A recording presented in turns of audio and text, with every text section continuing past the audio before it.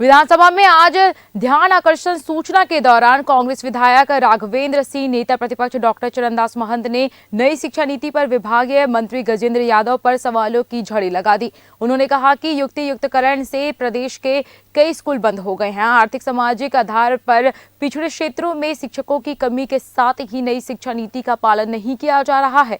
School शिक्षा मंत्री गजेंद्र यादव ने बताया कि छत्तीसगढ़ में राष्ट्रीय शिक्षा नीति के औसत अनुपात से बेहतर है। 2020 में यह नीति लागू हुई थी, जिसे कांग्रेस सरकार ने लागू नहीं किया था, जिसे अब हमारी सरकार ने लागू किया है। यह सतत चलने वाली प्रक्रिया है जो 2030 तक चलेगी।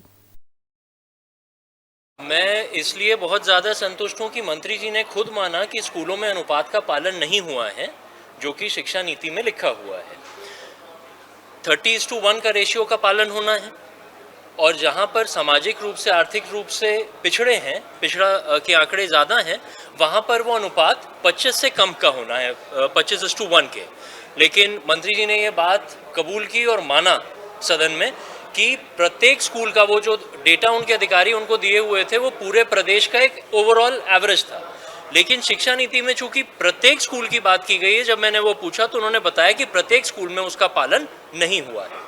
उसके बाद जो मैंने सवाल किया कि जब पालन नहीं हुआ है तो जो आपने 57,000 से 34,000 और 5,000 की आप नौकरी पर आ गए हैं, तो क्या उसको लागू करके जो शिक्षक की कमी है उसको दोबारा निकालेंगे? तो उस पर अभी तक सरकार की तरफ से कोई भी जवाब नहीं है। अब राष्ट्रीय शिक्षा नीति के बारे में कांग्रेस के लोग प्रश्न कर रहे हैं। पहले उनको अपना कार्यकाल देखना चाहिए। सन 2020 में राष्ट्रीय शिक्षा नीति आई थी, जिसको वो लोगों ने खुद लागू नहीं किया। हमारी भारतीय जनता पार्टी सरकार ने आके नई राष्ट्रीय शिक्षा नीति को लागू करने का काम हम कर रहे हैं, जो सतत प्रक्रिया है 2030 तक चलेगा।